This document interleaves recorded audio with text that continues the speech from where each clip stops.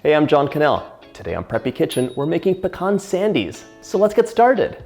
First off, set that oven to 350. We're gonna chop 1 cup of pecans and give them a nice toast so they're beautiful and fragrant. It makes the biggest difference in this cookie.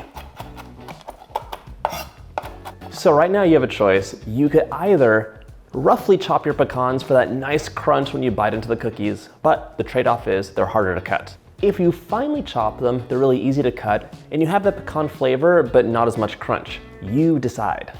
I'm going for a rough chop. We're gonna pop this onto a baking sheet, and we're gonna bake for 3 minutes at 350. Give these guys a nice shake, and then bake for another 3 minutes. You want them to be fragrant and just golden, not burnt.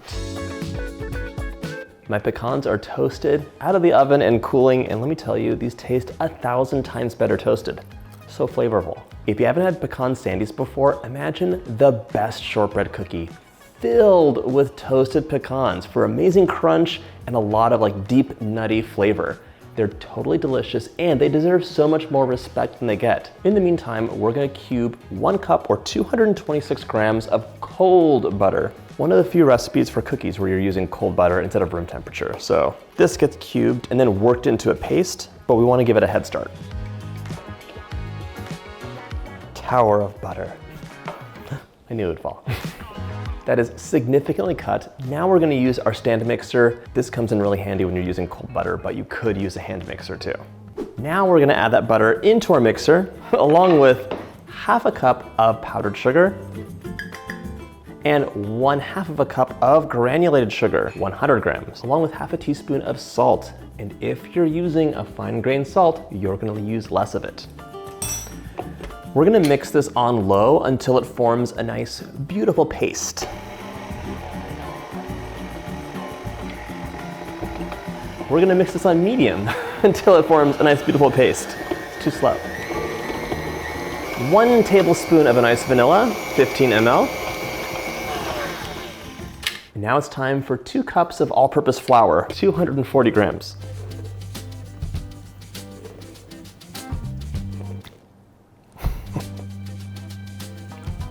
$240 grams, exactly. Okay, this we're gonna mix on low until almost combined. It's not gonna be fully homogeneous. You'll see bits of flour and butter that are unmixed. Because we're gonna add these pecans in. Pecans in. Pecans. I'm also gonna give this a scrape because there's a lot of butter at the bottom of my bowl. If you're wondering what are the key points for making this cookie, by the way, don't overmix the dough.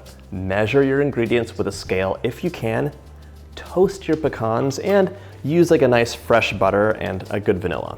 That's all, that's it.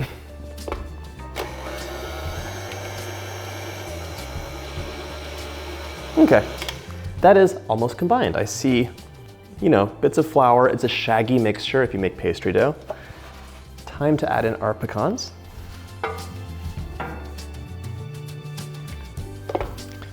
These are going to get stirred in on low.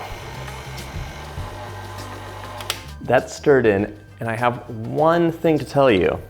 If you look at your dough and think, oh my gosh, it's too sandy, pecan mega sandies, you can add a tablespoon of water in.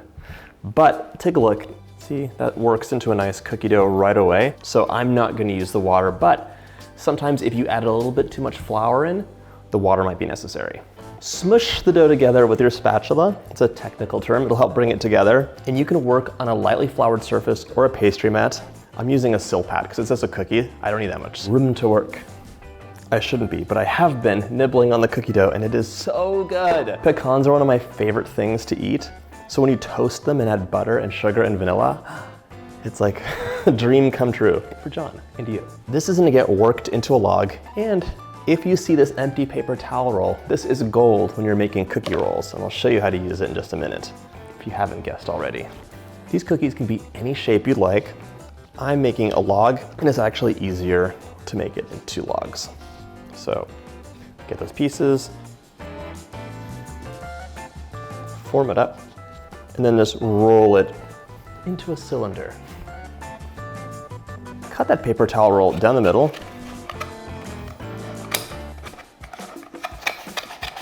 Love that I'm like working on scissor skills with my kids, and this is the job I do.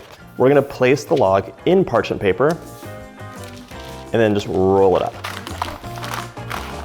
If you pop this into the freezer, chances are, or the fridge, chances are it could just flatten out at the bottom. I don't like that.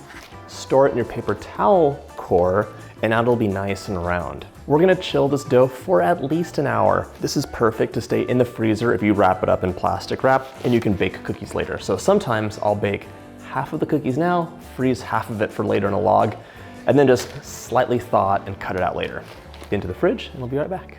Today we're making these sandies with just a dash, like a lot of vanilla, but you can add so many different flavors to these. All your spices are gonna work well. So cardamom, allspice, nutmeg, those will work well. You let me know in the comments what you would add to these cookies. And yes, it could be a bourbon glaze. Hello, I've done that before, and it's delicious. Towards the end of your chill time, preheat your oven to 350, and now we're ready to cut our coins.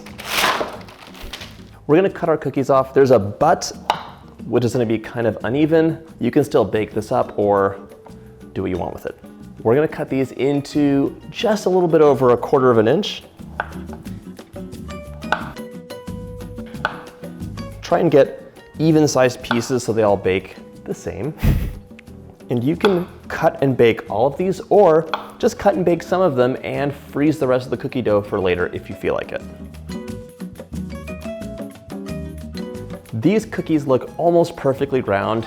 If you have some mega Virgo feelings, go ahead and just use a circular cookie cutter to either cut them or shape them by pressing this in. Just like this.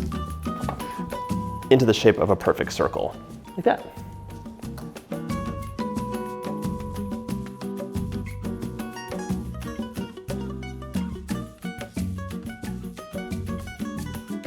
If you want, you can pop a nice pecan half right on top of your cookies. Totally optional, but I love the way it looks. So just press down so they stick a little bit. These will bake up really nicely.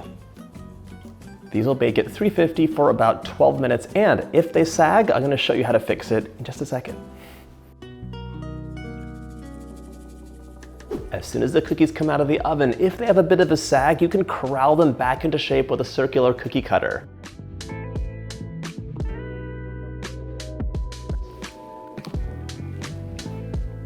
The crunch of toasted pecans, the melt in your mouth cookie full of butter and vanilla. It's a must bake recipe, and I hope you get a chance to make it too. See you in the next video. If you like this video, check out my cookie playlist.